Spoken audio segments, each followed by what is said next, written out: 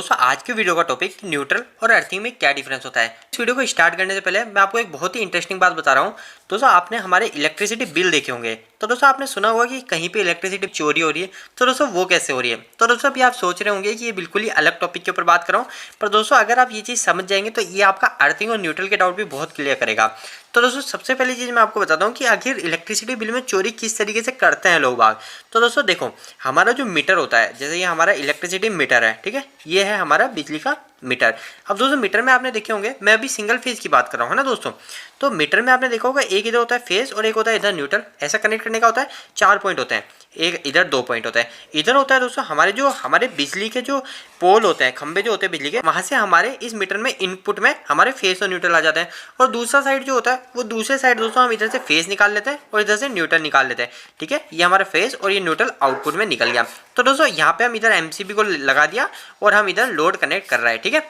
तो दोस्तों अब हम क्या करेंगे, यहाँ पे हमने कोई भी फैन जैसे कनेक्ट कर रखा है। जैसे मैं मानता हूँ कि मैंने यहाँ पे मेरा एक फैन कनेक्ट कर रखा है, ठीक है, ये मेरा एक फैन है। और मेरे फैन को चलाने के लिए मेरे को क्या करना है, एक फेज देना है और एक न्यूट्रल देना है, ठीक है। मेरे फैन को चलाने के लिए मेरे को फेज और एक न्यूट्रल देना है। तो मैं क्या करूँगा दोस्तों, फेज तो मेरा डायरेक्ट यहाँ से दे दूंगा, मेरा जो मीटर के अंदर से जो फेज निकल रहा है आउटपुट में, वहाँ से तो मैं फेज दे दूंगा। पर दोस्तों जो मेरा न्यूट्रल है, उस न्यूट्रल को मैं यहाँ पे कनेक्ट नहीं करूँगा। उस न्यूट्रल की जगह दोस्तों मैं अपने घर में एक अर्थिंग कर दूंगा। अर्थिंग अब कैसे होती है, अर्थिंग भी हमारे अलग अलग टाइप की होती है।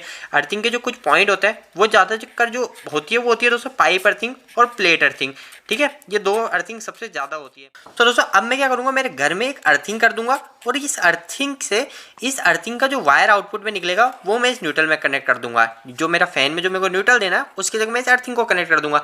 तो दोस्तों आपको क्या लगता है कि मेरा फैन रन होगा या नहीं होगा। तो दोस्तों मेरा फैन रन होगा, क्योंकि दोस्तों फैन इसलिए रन होगा, मैं भी आपको इसके ऊपर ही बात करूंगा कि हमारे इलेक्ट्रिसिटी बिल की हम क्या बात करते हैं वो भी आपको क्लियर करूंगा। पर दोस्तों सबसे पहले ये चीज़ समझ लेते हैं कि आखिर हमारा फैन कैसे रन होगा। तो दोस्तों फैन इसलिए रन होगा क्योंकि दोस्तों हमारे कोई भी चीज़, जैसे ये मेरा एक उपकरण है, ठीक है, ये मेरा कोई एक उपकरण है, तो इस उपकरण को चलाने के लिए इसके अंदर से जो करंट है, जैसे आपने सुना होगा ना कि करंट हमारा वायर में आ रहा है नहीं आ रहा।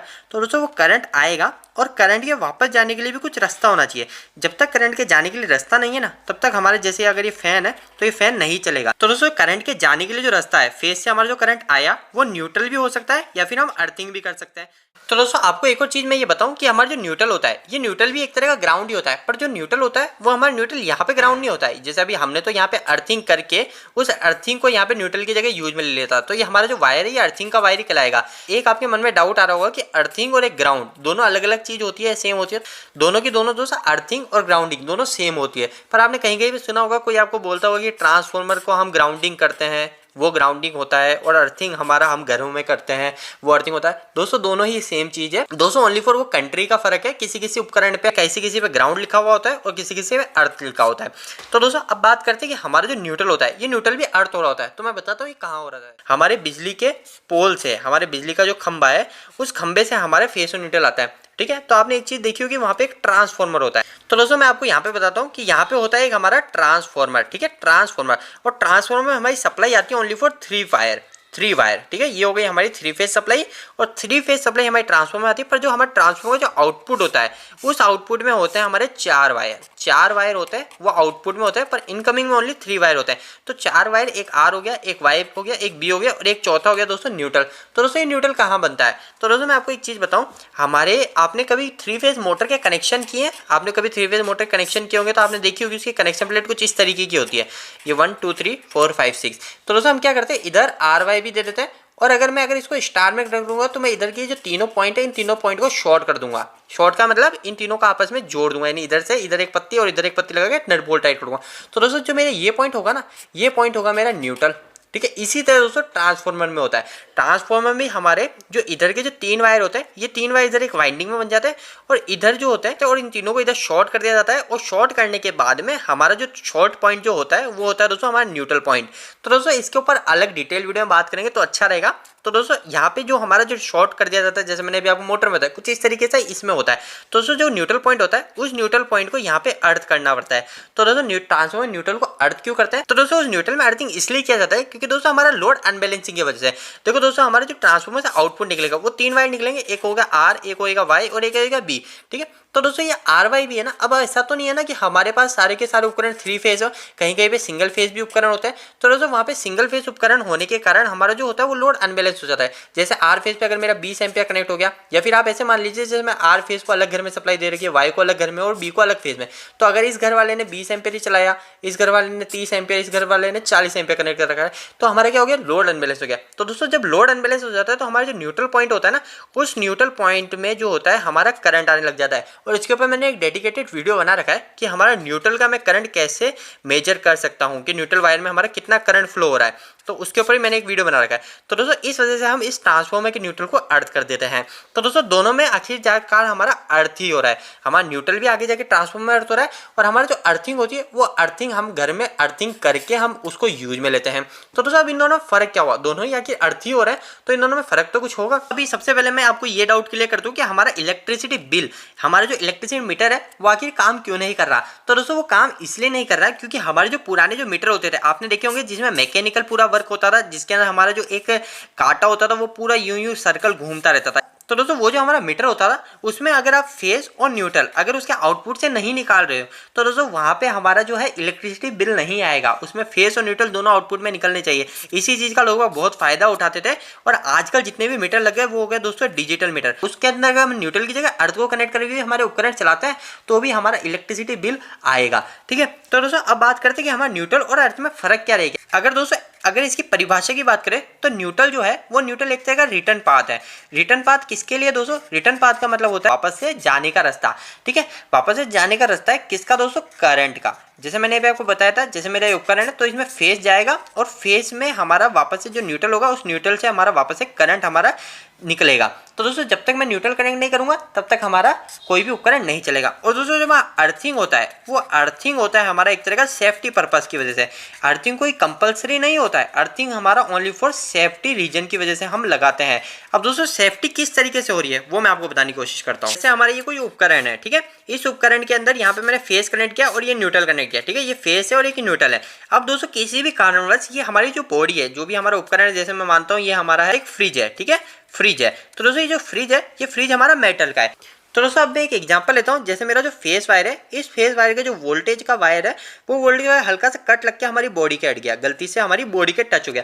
तो दोस्तों अब क्या होगा, हमारी जो पूरी बॉडी है इस पूरी बॉडी से हमारा करंट घूमता रहेगा। और दोस्तों अगर यहाँ पे कोई शख्स आता है और शख्स अगर इसको हाथ लगा देता है तो दोस्तों उसको करंट का झटका लग जाता है। और वो करंट का झटका क्यों लगेगा, हमारा जो करंट होता है उस करंट का काम क्या होता है, वो करंट हमारा फेस वायर से आएगा और हमारा न्यूट्रल या फिर ग्राउंड किसी भी एक रास्ते से हमारा जाने की कोशिश करेगा। तो दोस्तों वो किस रास्ते से जाने की कोशिश करता है, दोस्तों एक वर्ड होता है रेजिस्टेंस। रेजिस्टेंस दोस्तों कोई डिफिकल्ट वर्ड नहीं है, मैं आपको समझाने की कोशिश करूंगा। रेजिस्टेंस क्या होता है, जिसको ओहम भी बोला जाता है। तो दोस्तों हर चीज का एक रेजिस्टेंस होता है। रेजिस्टेंस का मतलब दोस्तों जैसे अगर हम कभी गाड़ी चला रहे हैं, जैसे मैं बाइक चला रहा हूँ, तो दोस्तों जब मैं बाइक चलाता हूँ तो अगर मैं बाइक तेज स्पीड में चला रहा हूँ तो मेरे को हवा का जोर मेरी बाइक को रोकने की कोशिश करता है। तो दोस्तों उसी तरह हमारा जब करंट फ्लो होता है तो उस करंट को रोकने की कोशिश करता है दोस्तों रेजिस्टेंस। तो दोस्तों हमारा जितना ज़्यादा रेजिस्टेंस होगा करंट उतना ही कम जाएगा, करंट उतना ही कम फ्लो होएगा। हमारी जो बॉडी है वो अर्थ के भिड़ने के कारण हमारा रेजिस्टेंस कम हो गया। तो दोस्तों कुछ करंट हमारा इस बॉडी से होते हुए हमारा अर्थ में जाएगा और हमको झटका लगेगा। और दोस्तों हमारी जो बॉडी का रेजिस्टेंस होता है वो नॉर्मल कंडीशन में होता है दोस्तों 1000 ओम, यानी 1 किलो ओम। 1 किलो ओम होता है दोस्तों नॉर्मल कंडीशन में। अगर हम दोस्तों बिल्कुल ड्राई कंडीशन में तो हमारा जो रेजिस्टेंस होता है वो 1 लाख ओम तक भी चले जाता है। पर दोस्तों नॉर्मल कंडीशन में हमारा जो रेजिस्टेंस होता है 1 से 2 किलो ओम के बीच में होता है। अब दोस्तों यहीं पे अगर मैं अर्थिंग की बात करूं, अगर मैंने यहाँ पे अर्थिंग कर रखी होती है तो अर्थिंग के केस में क्या होता है, तो दोस्तों मैं वापस से वही फ्रिज बना देता हूँ। ये मेरा फ्रिज है और मैंने इधर फेस दिया और एक इधर न्यूट्रल दिया और यहाँ पे मेरा एक आदमी आया वापस से इसको छुएगा।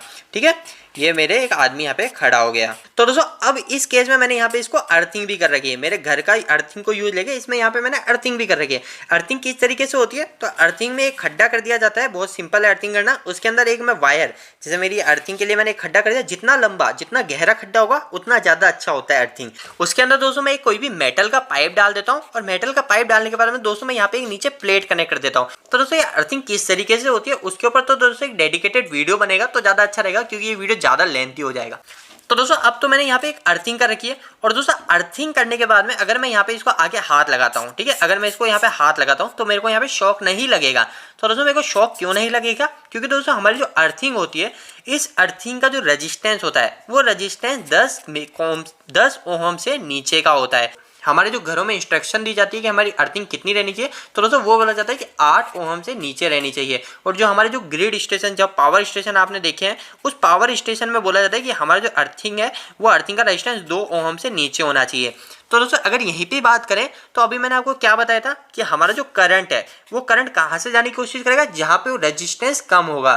जितना ज़्यादा रेजिस्टेंस होगा वो करंट को रोकेगा, जितना ज़्यादा रेजिस्टेंस होगा वो इस करंट को जाने से धक्का लगाएगा, रोकेगा। तो दोस्तों हमारी बॉडी का रेजिस्टेंस मैंने आपको बताया था कितना होता है, नॉर्मल डेज में होता है दोस्तों 1 किलो ओम से 2 किलो ओम, मतलब 1000 ओम से 2000 ओम आराम से होता है नॉर्मल डेज में। ठीक है, नॉर्मल डेज का मतलब दोस्तों अगर हम बिल्कुल थोड़े बहुत भीगे हुए भी है तो हमारा रेजिस्टेंस इतना होता है। तो दोस्तों आप खुद ही समझ सकते हैं कि हमारा जो 1000 ओम का रेजिस्टेंस की बॉडी है वो दोस्तों इस करंट को रोकेगी, जबकि करंट क्या करेगा, जो सस्ता रास्ता, जो आराम से रास्ता मिलेगा उसको जाने के लिए, उसमें से निकल जाएगा।